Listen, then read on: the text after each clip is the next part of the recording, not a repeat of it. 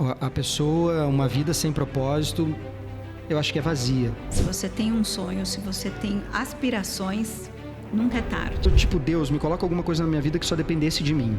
Eu acho hoje o imóvel o melhor e mais seguro investimento que se tem.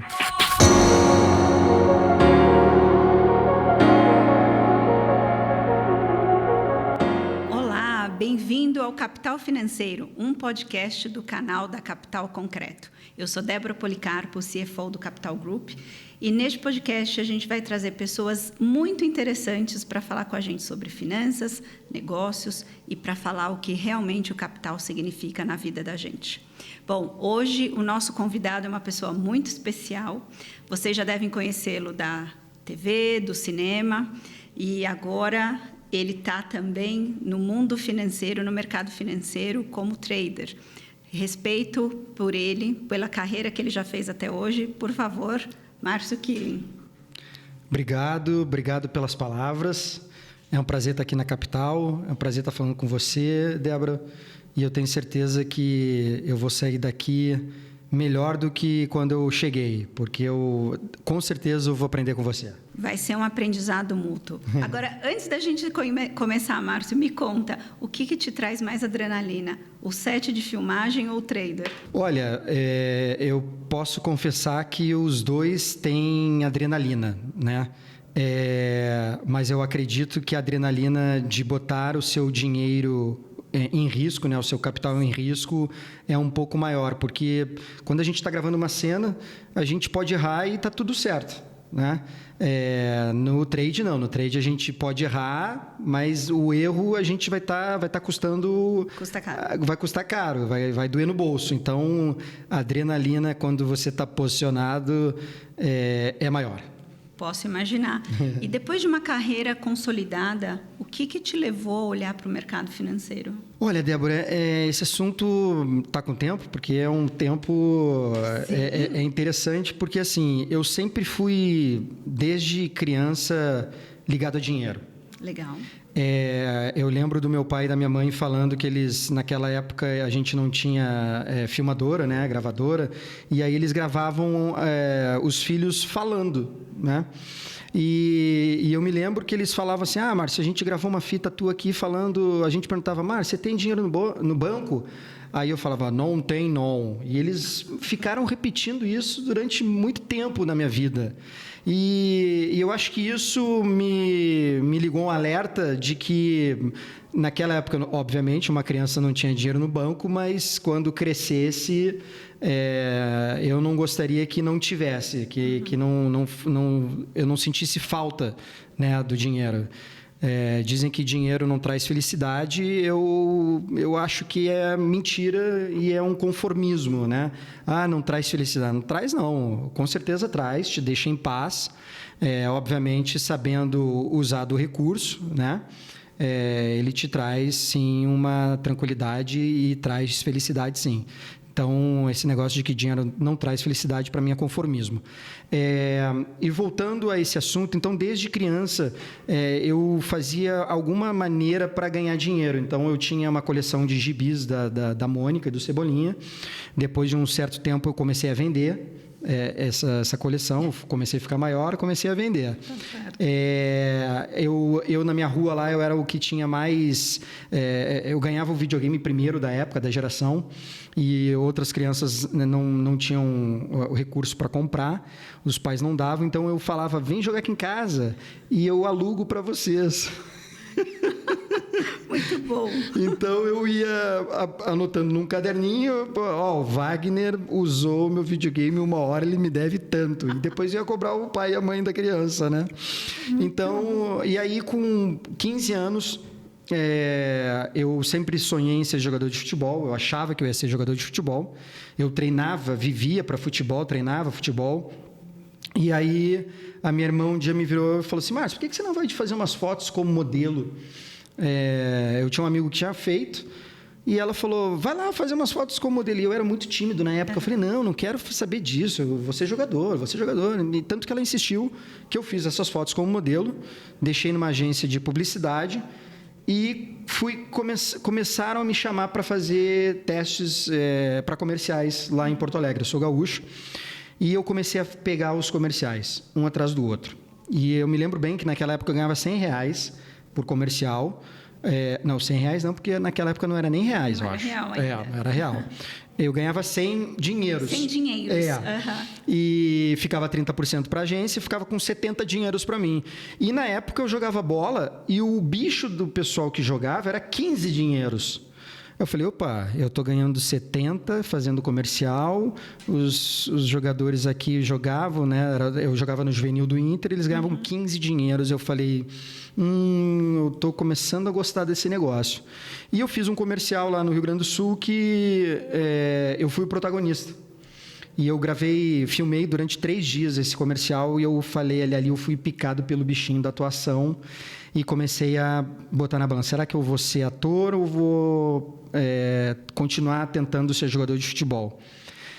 E aí, no meio desse caminho, quando eu tinha 17 para 18 anos, eu fazendo curso de teatro lá no Rio Grande do Sul, fiz um curso que eram 2 diretores da Malhação, que se eles gostassem de alguém, eles iam levar para o Rio de Janeiro. Peneira.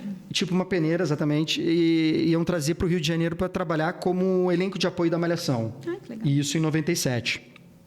E eu fui um dos contemplados e vim para o Rio de Janeiro para trabalhar como ator, já contratado da Globo.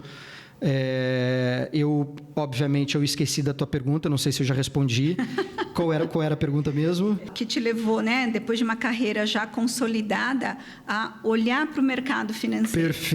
Perfeito. Então, perguntei se a gente ia ter tempo, né?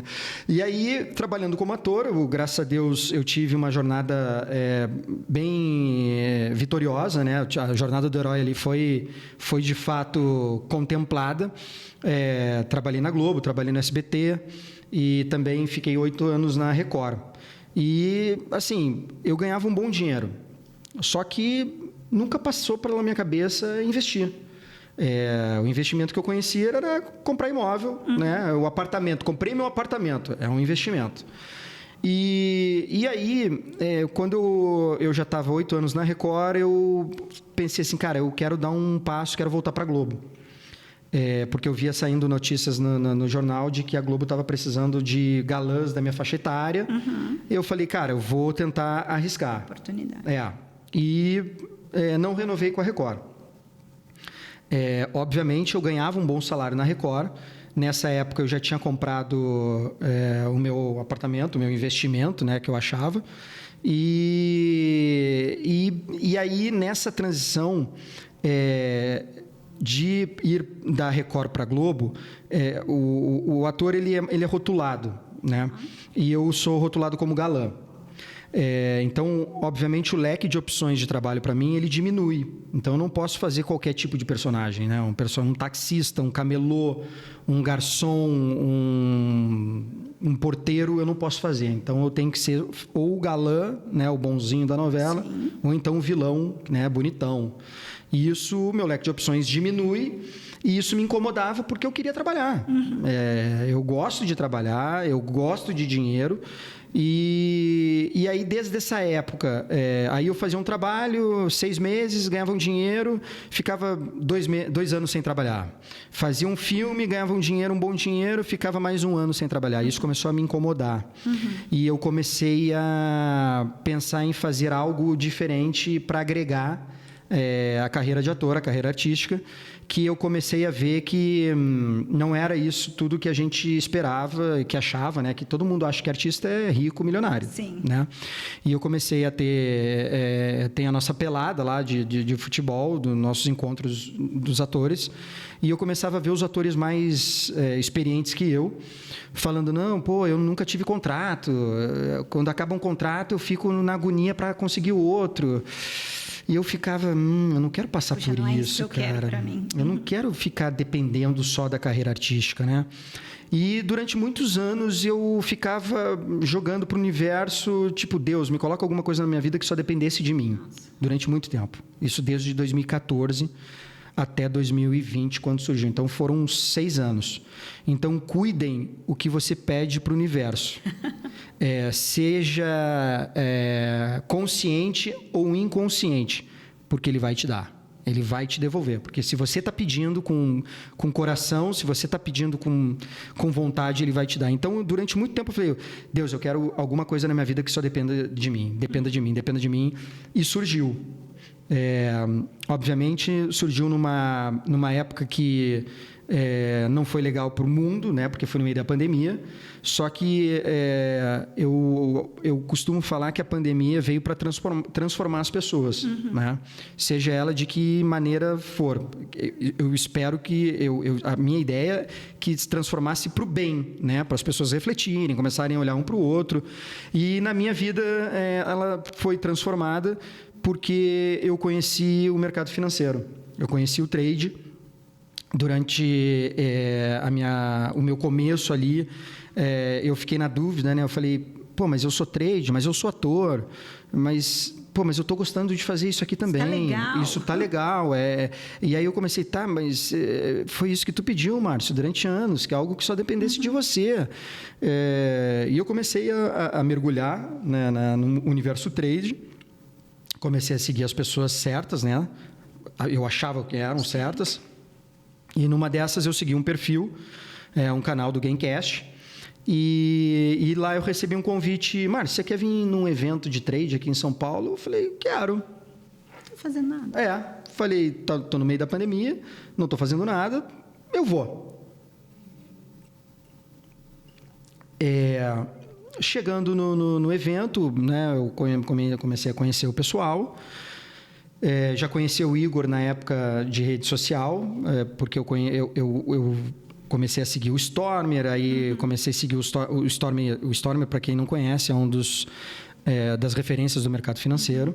E o Igor também, né? O Igor é nosso sócio aqui na Capital, é um dos fundadores, então só para a gente contextualizar. Isso, e aí eu já seguia o Igor também, e graças à minha profissão, né, o meu reconhecimento, as pessoas me conheciam, eu falava com as pessoas me respondiam, né? Eu quero fazer esse curso, você me fornece? Eu te forneço, vai lá. E aí eu vim nesse evento, na volta do evento, os caras me perguntaram, você quer trabalhar como influenciador de trade? Aí eu falei, quero. Gostei. Gostei. E aí eu fiquei nessa, né? Mas eu sou ator, mas, cara, eu tô ganhando dinheiro com trade agora, né?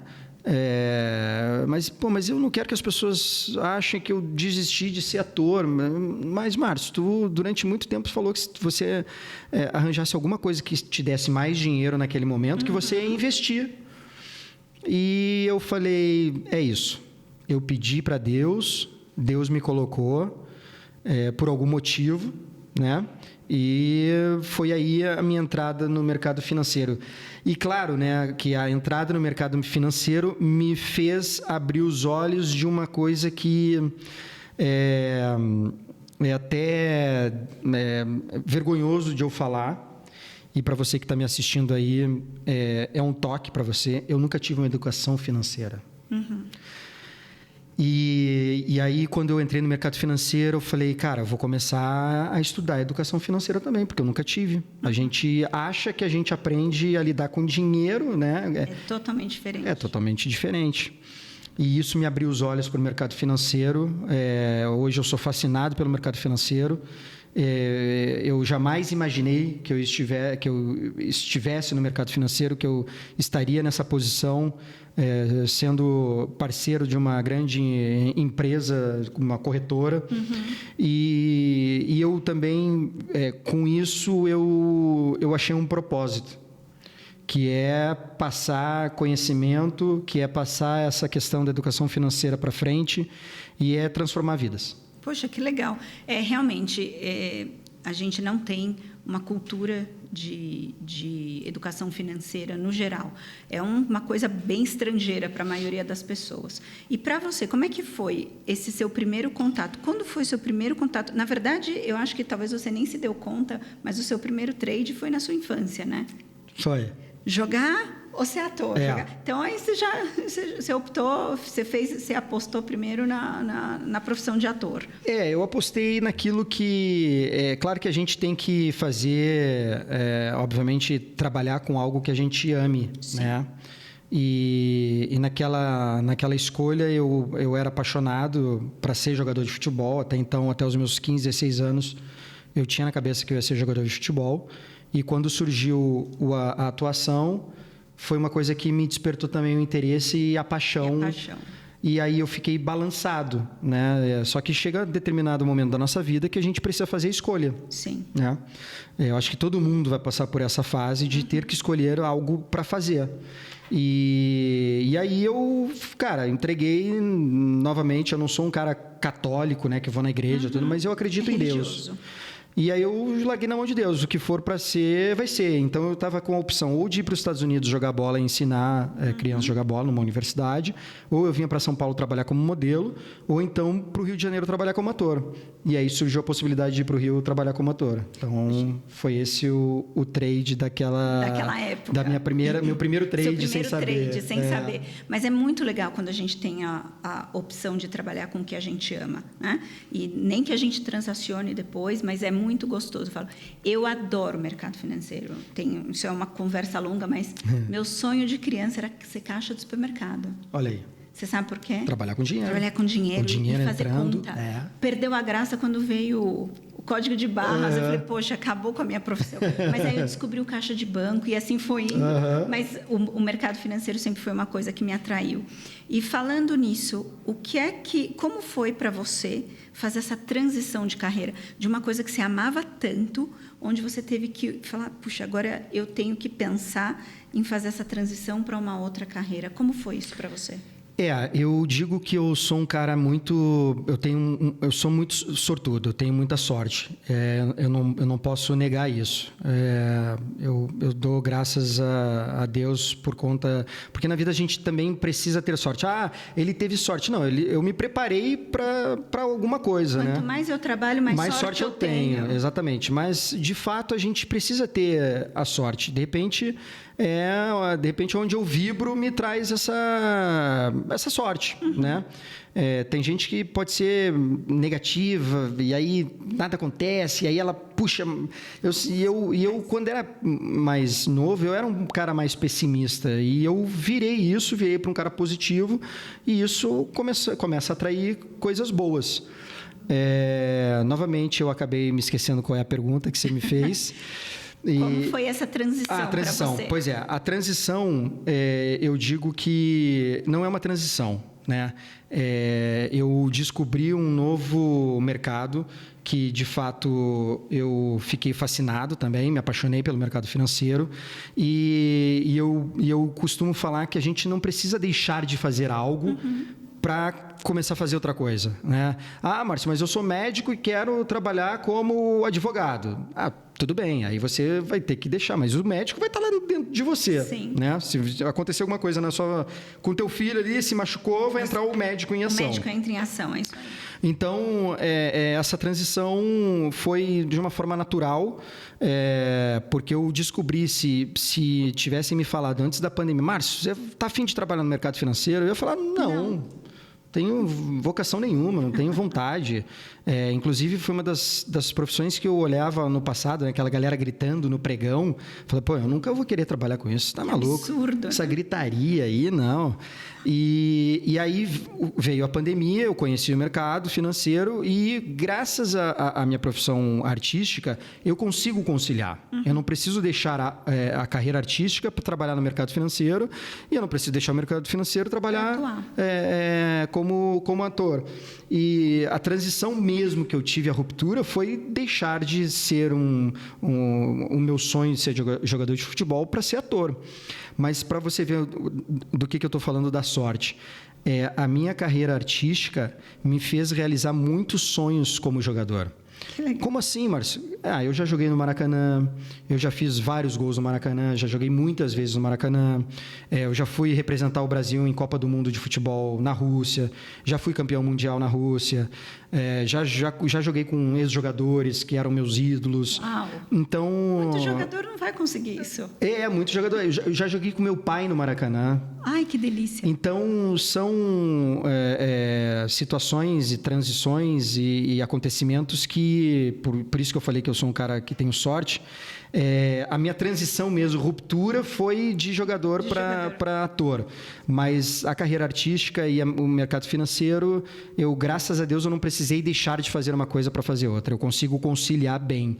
E você que está me assistindo, não necessariamente você precisa deixar de fazer o que você está fazendo hoje. Você pode fazer outro tipo de atividade.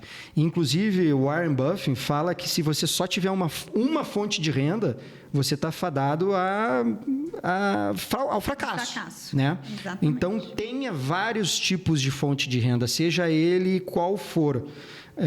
Então, princípio do mercado, né? Diversificação. É isso. Então, a minha transição não foi transição. Eu agreguei uma outra atividade e eu posso fazer...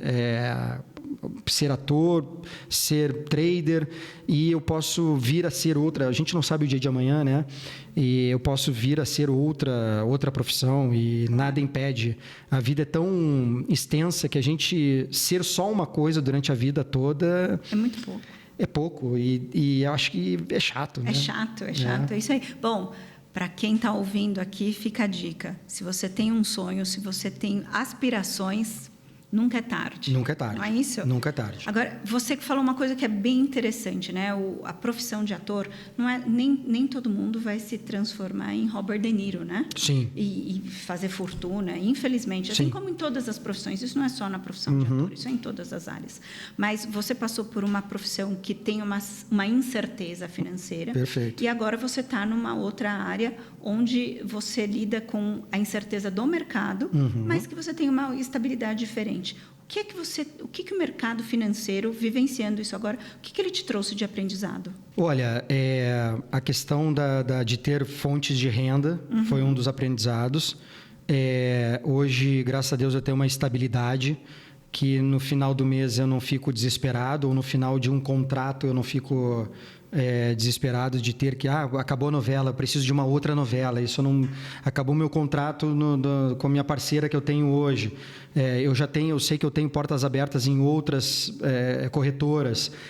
Isso me dá uma tranquilidade de saber que eu estou fazendo um trabalho bem feito e que os concorrentes estão me olhando e se minha atual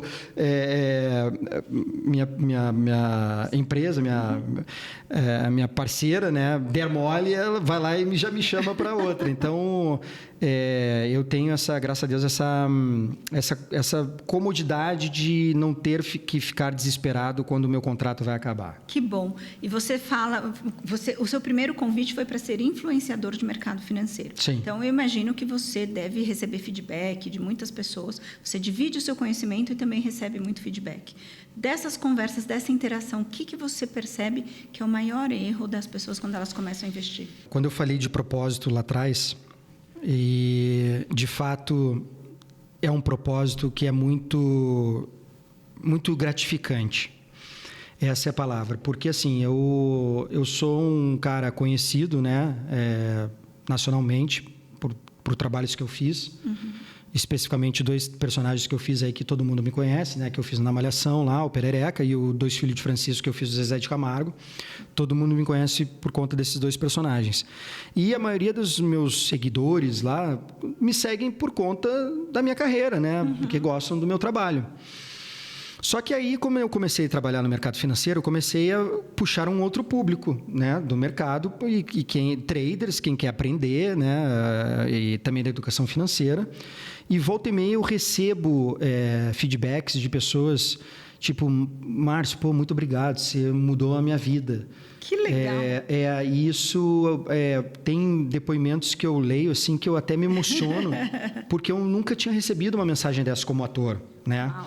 O ator, assim, ele pode transformar a vida de alguém através de um papel, né? De uma história que ele conte, né? Mas você não tem um impacto direcionado real na vida da outra pessoa. Não tão profundo, talvez. Não tão profundo, exatamente. Ele gosta de você, mas gosta porque te acompanhou na televisão ali. Agora não, agora ele gosta de mim porque eu fiz uma transformação na vida dessa pessoa. Eu agreguei algo para essa pessoa, e não só para essa pessoa, que consequentemente isso acaba se expandindo para a família dela, né? E isso é muito gratificante, e aí foi um propósito que eu falei, cara, é isso que eu quero fazer. E é o que me motiva a continuar cada vez mais passando conhecimento, adquirindo conhecimento para passar conhecimento, porque, de certa forma, eu sou um cara que eu furo bolha, né? Eu falo com pessoas além do mercado financeiro. Então, eu tento passar para as pessoas que as pessoas precisam ter uma educação financeira, precisam ter outros tipos de fonte de renda para não ficar dependendo só de um ganha-pão ali, porque nada é para sempre, né? É verdade. E aquela fonte de renda pode secar e você pode ser pego desprevenido. De calça curta. Exatamente. E baseado nisso, o que você acha que falta aqui para o brasileiro, para ele ser mais estratégico, para ele olhar mais para o investimento? Eu sei que muitas pessoas acham que para investir precisa ter um volume gigantesco, enfim. Mas o que você acha que falta para o brasileiro para ele olhar mais para o investimento e ser mais estratégico? O que, até respondendo a pergunta anterior, é que o brasileiro é muito imediatista. Né? Esse é o grande problema. Fora de ser imediatista, a gente é muito ganancioso. Né? A gente não tem paciência para saber que aquele dinheiro que você está investindo a longo prazo, ele não vai dobrar de valor em um mês nem 2 meses. Né? A não ser que você ganhe na Mega Sena ali. Então, o que falta é as pessoas entenderem que o seu capital só vai aumentar se você investir. E só vai aumentar se você tiver paciência. E só vai aumentar se você tiver um planejamento. E só vai aumentar se você ganhar o teu salário e, de uma certa forma, você tirar o que for, qualquer valor que seja para investir. Só que o brasileiro é muito imediatista. Então, eu acho que isso acaba atrapalhando muita gente. Porque, eu fiz um investimento aqui, eu comprei um imóvel na planta e ele não está pronto ainda. Mas tu comprou na planta, né? Mas já está 1 ano. Mas a previsão são 3 anos. E tem todo um processo até o prédio começar a ser levantado. Exato. Então, o grande problema do brasileiro é o ser imediatista. E aí eu não sei se é brasileiro ou do mundo, eu não conheço outros... Eu estou falando do brasileiro, é a ganância, né? E é uma questão da ganância na questão do dinheiro fácil, né? Muita gente não quer trabalho, muita gente quer emprego. E aí a questão da ganância cara, eu tenho aqui um rendimento que vai te dar 10% ao mês, 20% ao mês. Isso é pirâmide, gente. Pode até dar certo se você conseguir a pirâmide no início. Uma hora a pirâmide vai quebrar e você vai perder seu dinheiro, que já aconteceu muitas vezes e ainda vai acontecer. Então, é dinheiro fácil, imediatismo e a ganância. Enquanto tiver gente no mundo, vai ter piramideiro, vai ter... Madoff é um exemplo clássico. Perfeito. Porque ele atingiu as camadas mais altas da sociedade, onde você espera que as pessoas tenham mais condições de ter uma rede de apoio técnica. Perfeito. Né? De ajudar a escolher, de ajudar a direcionar o profissional. Então, é porque ele apresentava resultados que iam além do que se via no mercado. E aí, cabe bem naquilo que você falou, é a ganância. É isso. Aliás, é uma bela dica. Madoff no Netflix, né? Nossa, muito bom. É muito bom. E para você ver que não existe dinheiro fácil e vai do menos favorecido, que tem menos conhecimento de educação, para a pessoa que mais tem educação. De uma certa forma, a pessoa pode ser envolvida naquilo e acabar caindo, né? Não é porque a pessoa estudou em Harvard que pode ser que não caia num golpe. Pode ser que caia. Claro que sim. Isso não é garantia. E você sabe, até uma curiosidade desse documentário que está no Netflix, um dos produtores é o Robert De Niro. E ele caiu. Que ele foi uma das primeiras vítimas. Eu acho que ele fez com muito gosto para mostrar, né? É verdade. Inclusive, eu até tenho um projeto junto com um amigo meu, um cineasta, que é alertar sobre isso. Poxa, que legal. A gente está tentando apresentar aí para a B3, para outros parceiros, para a gente alertar que pessoal, tem um investimento aqui de 5%. 5%. Cara, não existe 5%. Tem um investimento de 1%. Opa, vamos começar a acreditar. Vamos começar a acreditar. No mercado financeiro, infelizmente, tem algumas pessoas que acabam acreditando nesse imediatismo. Sim. Né? E falando nessa coisa do imediato ou do longo prazo, como que é você enquanto investidor? Não o Márcio trader, o Márcio investidor na pessoa física. Você é do longo prazo, do curto, do médio? Olha, Débora, a gente, na educação financeira, passa por isso, saber equilibrar. Né? Primeiro que a gente não pode colocar todos os ovos na mesma cesta. A gente tem que diversificar. Então, sim, eu tenho coisas a longo prazo, tenho coisas a médio prazo e tenho coisas renda mais variável, mais agressiva, que acaba sendo o meu trade. Legal. Né? Então, a gente tem que aprender a diversificar, a ter paciência e, cara, como eu falei, o seu capital só vai aumentar você sabendo investir de uma maneira correta e tendo o discernimento de que isso é a longo prazo. Eu tenho, por exemplo, Bitcoin hoje. Não tenho muito, tenho pouca coisa, mas é a minha esperança quando eu tiver daqui a uns 20 anos, 25, esteja valendo muitos milhões e ali está a minha aposentadoria. Legal. Por que eu falo isso? Meu pai tinha não sei quantos papéis, ações da Vale. Ele comprou, sei lá, em 1978, nem era nascido ainda. E aí ele falou, eu tinha umas ações da Vale, Márcio. Falei, quantas? Umas, sei lá, 1000 ações da Vale. Aí esses dias eu estava fazendo a conta lá, se eu tivesse até hoje, estaria muito bem de dinheiro. Eu falei, que bela dica, pai, não vou mais vender meus Bitcoin. E aí o Bitcoin foi a 108 mil, todo mundo, meu Deus, 108 mil, vamos vender. Aí caiu agora para 90 e poucos. Eu estou tranquilo, porque para mim é longo prazo, deixa lá o dinheiro. Esqueci esse dinheiro não me pertence agora. Não nesse momento, mas isso é uma máxima, né, do mercado financeiro. O tempo está sempre a seu favor para as correções necessárias. Sim. Né? Agora, para quem não sabe, o Márcio faz parte também da Capital Concreto, né? O Márcio está aqui junto com a gente e você vai ajudar a Capital a levar, né, o mercado imobiliário para mais pessoas, para que mais pessoas conheçam não só a Capital, mas conheçam o mercado imobiliário como uma fonte de investimento. Você acredita que o mercado financeiro é um bom investimento para longo prazo? O mercado financeiro e o mercado imobiliário. Mercado imobiliário. Perfeito. Bom, primeiro que assim, como eu falei, eu jamais imaginei que eu fosse trabalhar no mercado financeiro. E assim, o mercado financeiro acaba sendo uma fábrica de fazer amigos. E um desses amigos foi o Igor, que eu conhecia. E uma vez eu recebi um telefonema do Igor. Márcio, você pode vir aqui a São Paulo conversar com a gente? Eu falei, posso. Eu quero te propor um negócio. Falei, tá bom. Aí cheguei aqui na Capital Concreto, eu falei, meu Deus, cara, olha esse espaço aqui, cara, como eu queria trabalhar aqui, cara, olha só, imagina se eu morasse aqui em São Paulo, eu ia estar todo dia aqui nesse escritório.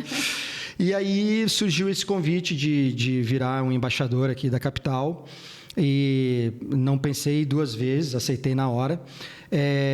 E o curioso, Débora, que eu fiz um investimento... Os melhores investimentos na minha vida foram com imóveis. Que legal.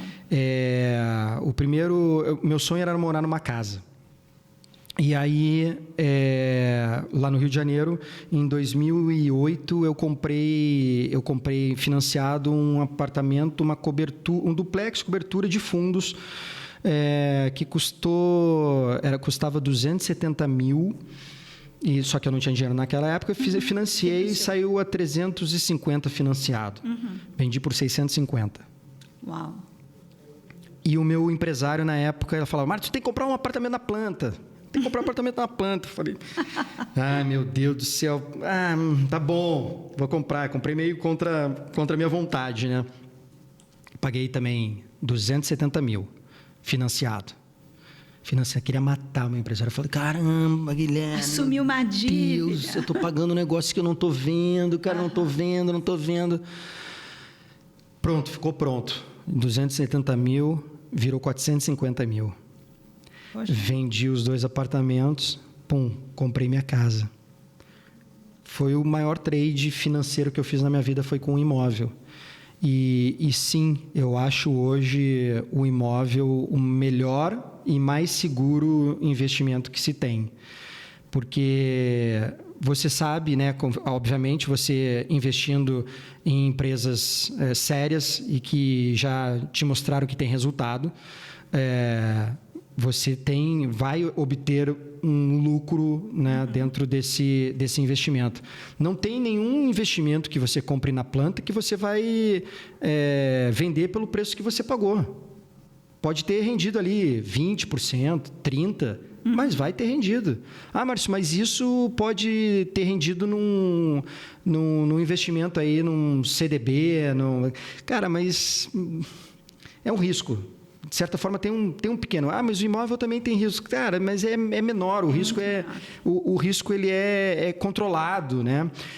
Até, inclusive, eu me lembrei de uma situação que nesse imóvel que eu comprei financiado, que meu empresário ele fez questão, me perturbou para eu fazer. Lá no Rio de Janeiro se chama obra por condomínio. Eu não sei se aqui em São Paulo é assim também. Que são, sei lá, vão ter 400 unidades. Então, esses 400 unidades, o comprador ele tem que botar o dinheiro todo mês, né? Durante, sei lá, 4, 5 anos. Só que se um não pagar, acaba para todo mundo. Para a obra. Até esse cara pagar, ou então vamos ratear esse valor com todo mundo. Ah, não, eu não quero ratear o dinheiro do cara, não quero. Então a obra para. Então foi um investimento por obra por condomínio. A minha sorte que eu não lembro, claro que a gente acaba esquecendo os infortúnios, né, de um investimento, mas que eu me lembre não parou. E se parou pouco tempo. Mas foi um baita no investimento. Foi um baita. Até porque, assim, Márcio, eu tive uma sorte, porque teve um boom imobiliário no Rio de Janeiro por conta das Olimpíadas. Sim. Então, eu acabei surfando isso. Mas hoje, mas não tem um boom aqui. Cara, mas de repente você está comprando um imóvel que é perto de uma possível ponto de metrô ali, que o metrô valoriza, o metrô saindo valoriza teu imóvel. E isso acaba que é uma benfeitoria que estão fazendo ali pela região, que acaba respingando no teu investimento, né? Mas isso é bem interessante. Quando o que você está falando, né, de olhar o lugar, por isso que a capital, você sabe, por isso que você está aqui, você sabe, a capital estuda a incorporadora do investidor. Perfeito. E a gente estuda muito bem os prédios, enfim, é sempre em locais estratégicos, ou perto de metrô, enfim, que tenham uma função para o investidor, né? Porque os nossos prédios são para short stay, né? Estadia de curto período, e sempre voltado para o nosso investidor.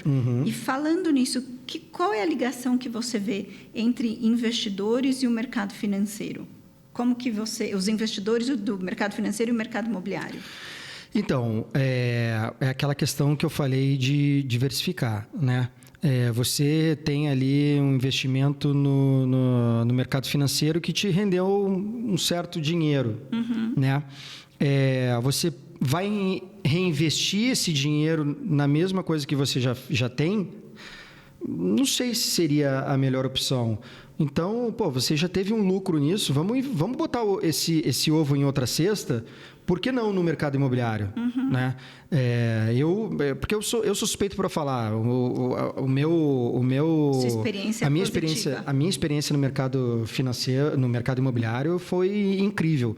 Inclusive a minha sogra, ela tem vários imóveis lá no Rio de Janeiro e ela sempre comprou imóvel. O problema dela é que ela comprava 3 unidades no mesmo. Aí eu falava assim, o Silvio, que é minha sogra, falou: não compra no mesmo lugar. Compra em outro lugar, porque a gente sabe como é que é.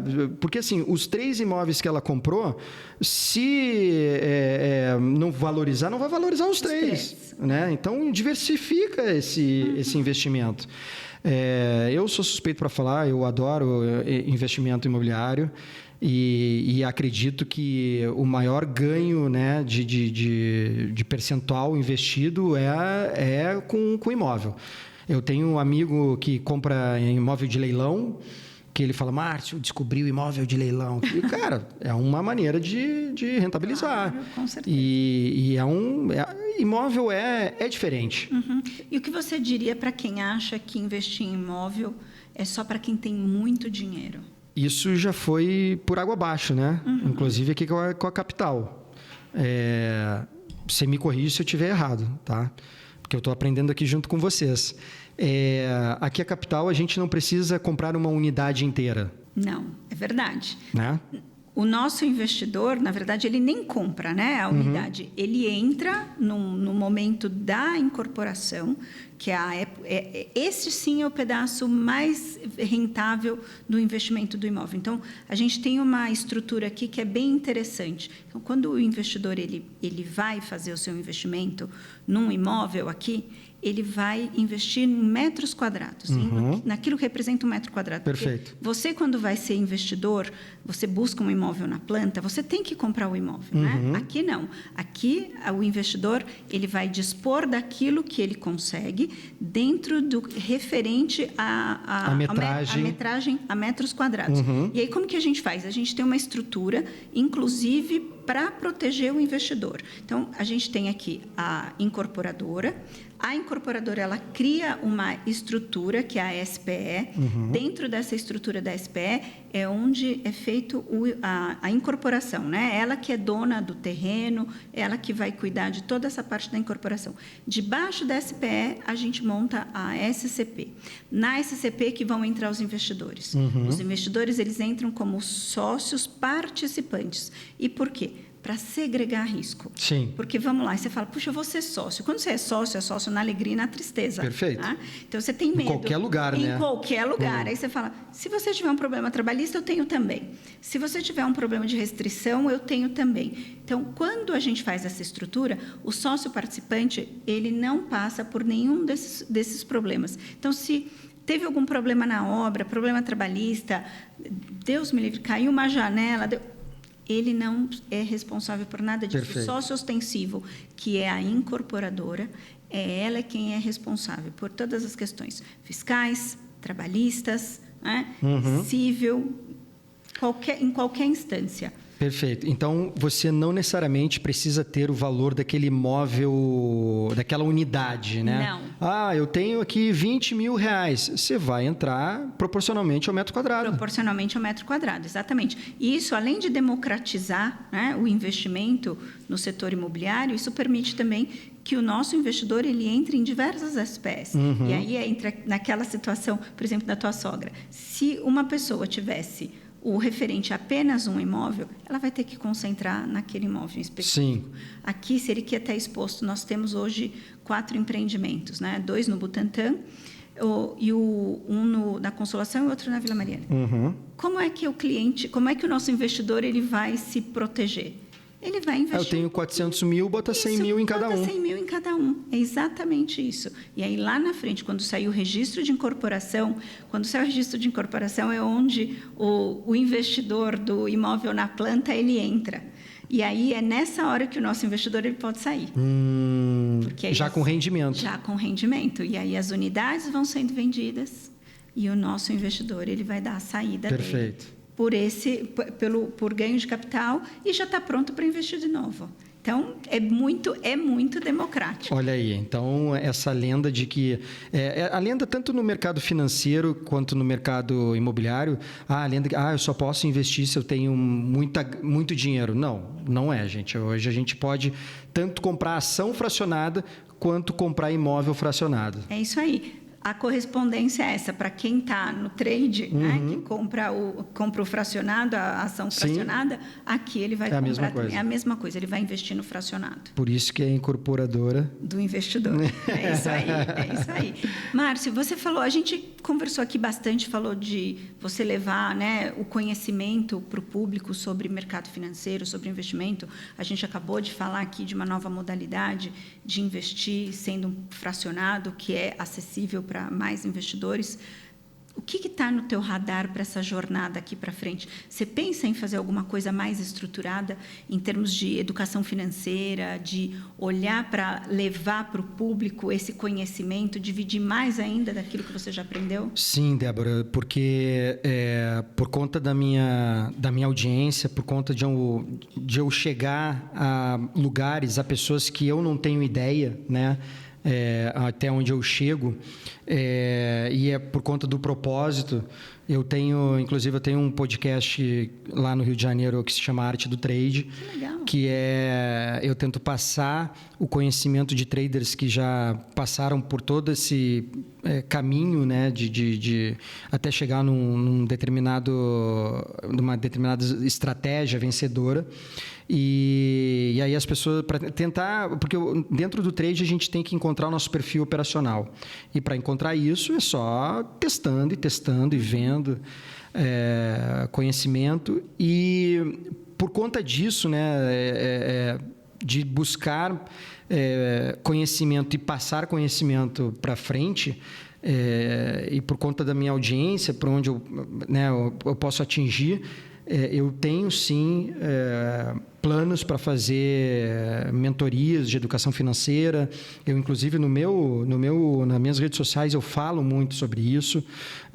Inclusive, aqui dentro da Capital, eu tenho, de repente, projetos para fazer aqui junto, até usar, de repente, a estrutura para fazer talvez um podcast, quem sabe. Estou esperando um convite aí. Mas sim, é uma questão de passar conhecimento, mostrar para as pessoas que é possível você investir o seu dinheiro, não que seja, não tenho muito, mas o que você tem para investir você consegue. E a educação financeira, ela deveria ser passada na escola.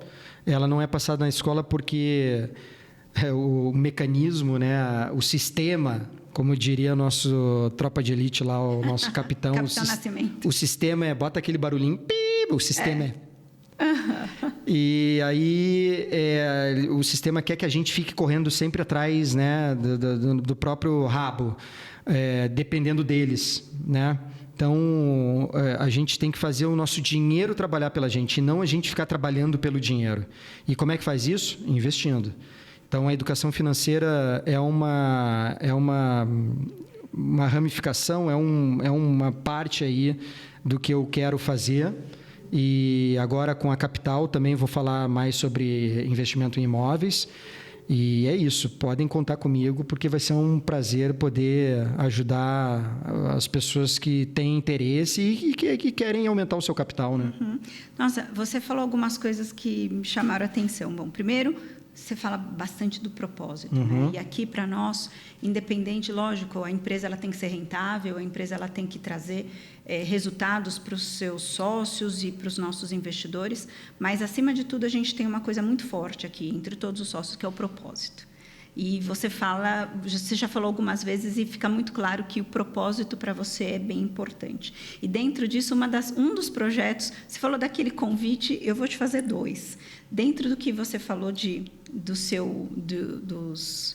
dos propósitos, a gente tem um propósito aqui de deixar um legado e construir algo melhor para frente. Então, além da Capital Concreto, a gente tem um plano de abrir uma unidade de negócio voltada para a educação. Então, já quero deixar aqui um convite para você fazer parte, porque eu tenho certeza que você vai ter muita coisa para acrescentar para esse público, para quem vai futuramente fazer parte dessa estrutura como nossos alunos, vamos colocar desse jeito. E o segundo convite, é claro, o convite está feito para você ter o seu podcast aqui com a gente. Super aceito. Com certeza vai ser muito legal e vai ser muito importante para as pessoas conhecerem um pouco mais. Débora, você estava falando aí, né? Eu até me seguro um pouco a emoção aqui, porque o propósito, de fato, é algo que mexe, né, quando a gente encontra um propósito. A pessoa, uma vida sem propósito, eu acho que é vazia, né? Seja lá qual for o propósito, seja qual for ele, tem que ter um propósito. E engraçado que quando vocês me chamaram aqui para uma primeira reunião, o Igor já me perguntou, mas e aí, quanto é que você quer? Qual é o teu preço? Eu falei, cara, eu nem tinha pensado, nem sabia que você ia me fazer uma proposta. Eu fui pego de surpresa aqui. Ele, vai para casa, pensa e nos traz um número. E aí eu, beleza, fui para casa, né, trouxe um número, e até foi um número meio que imediatista, né, para a gente resolver o nosso problema mensal, financeiro. Sim. E eles falaram, não, isso aí é mole para a gente. Só isso? Eu falei, tá, nós vamos fazer uma contra, tudo bem? Eu falei, tudo bem. E aí, quando eu vim para cá, me contaram a história, né, da empresa, me contaram a história do propósito, me contaram a história das famílias, né, porque todo mundo aqui tem uma família, isso. E eu prezo muito por isso. O legado que a gente deixa para a família. E me segurar para não chorar. Se você chorar, eu choro. E eles me fizeram uma proposta muito melhor do que eu tinha... Do que você tinha feito. E eu aceitei porque eu jamais imaginei que eu fosse estar aqui hoje. Foram os malucos que acreditaram em mim. Não sei por quê.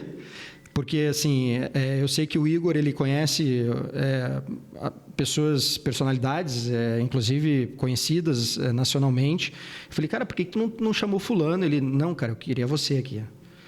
E isso me fez entrar de cabeça aqui, como diz o Baran, o rolê eu tô dentro o rolê é da hora.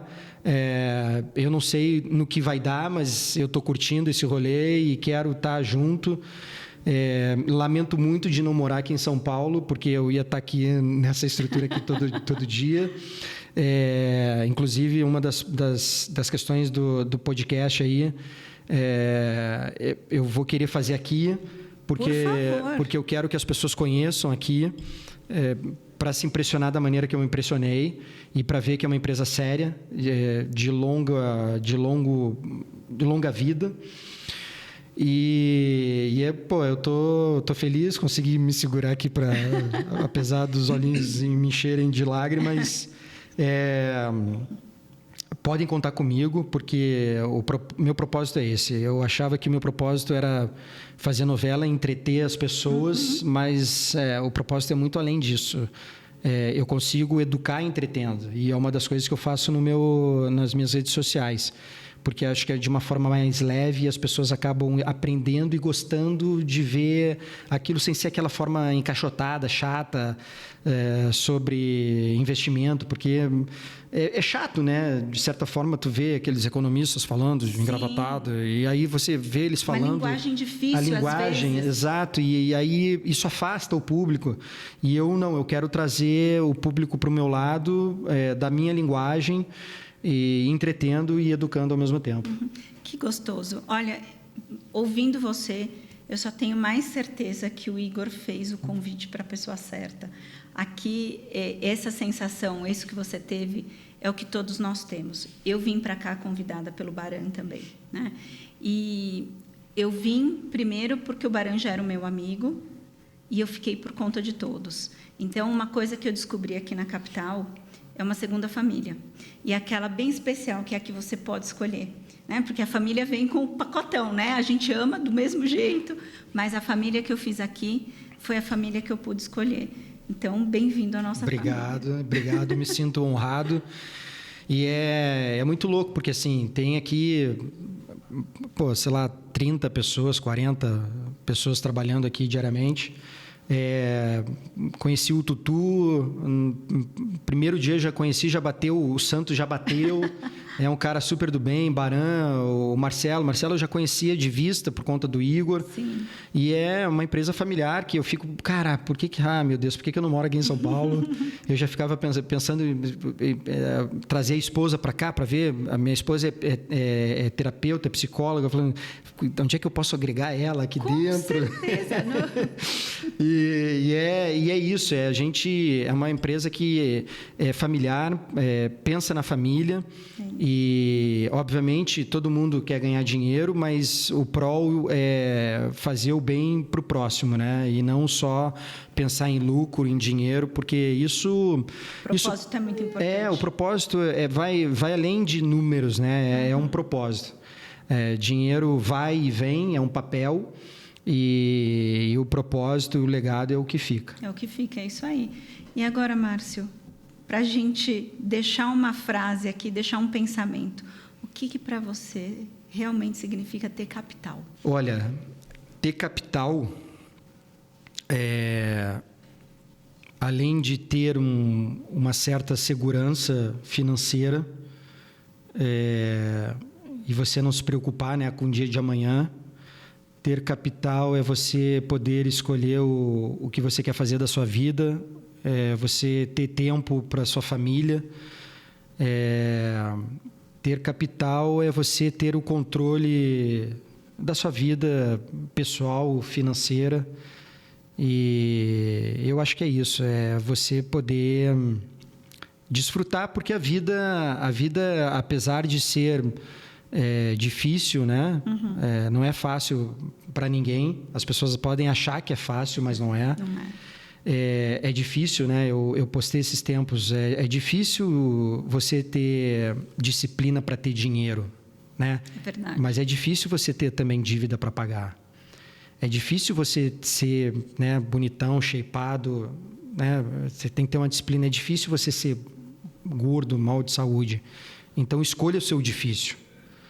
Escolha o seu difícil, porque tudo é difícil. É difícil você ter um carrão e ter que pagar a prestação desse carrão, é difícil. Você andar de ônibus é difícil.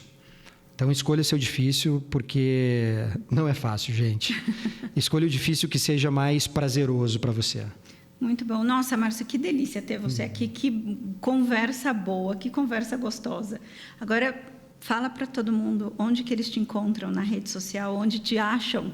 Bom, além de me encontrar aqui na capital, né, que vocês podem vir aqui, eu estou sempre atuando nas minhas redes sociais, a mais forte que é o Instagram, que é Márcio Killing. Vocês podem... Engraçado que eu respondo todo mundo. E as pessoas... Nossa, você me respondeu. Eu falei, sim, eu respondo todo mundo. Não é? Mas é engraçado porque muitas pessoas mandam mensagem para mim achando que eu não vou responder. Mas é você mesmo que está respondendo, a tua equipe. Não, a minha equipe sou eu. A minha equipe sou eu. E, inclusive, até... Volta e meia eu vou fazer algum trabalho de marketing dentro das minhas redes sociais, a pessoa me dá aqui o Instagram que eu vou mexer, eu falo, não, deixa eu que eu mexo, porque eu gosto de responder as pessoas. Eu acho que essa acessibilidade que eles têm a mim me mostra que nós somos iguais, né, perante a Deus, ninguém é melhor do que ninguém. E a gente precisa olhar para o próximo e, se você não pode ajudar, pelo menos você tem um ombro para amigo, ou você escutar uma pessoa. E isso faz parte da educação financeira, né? Você destinar qualquer valor que seja para doação. Ah, mas eu não ganho para doar, Márcio. Tá, mas então doa seu tempo. Doa uma palavra, doa um abraço, né? Faça algum tipo de caridade, seja ela qual for, com seu tempo, com seu dinheiro, com uma palavra, com um bom dia, com você está muito bonita, você é um cara gentil, né? A palavra já pode mudar a vida de uma pessoa. A gente não sabe. Todo mundo está enfrentando uma guerra. Fora e interior também, né? Todo mundo tem seus monstros. É verdade. E a gente não sabe quando esses monstros estão presentes ou não. Então, seja gentil com o próximo, porque você pode estar mudando a vida de uma pessoa sem saber. Muito bom. E olha, e depois dessa lição, agora eu encerro o nosso episódio de hoje. E para você que assistiu a gente, não esqueça de seguir o canal da Capital Concreto nas plataformas de podcasts e também no YouTube. Até a próxima.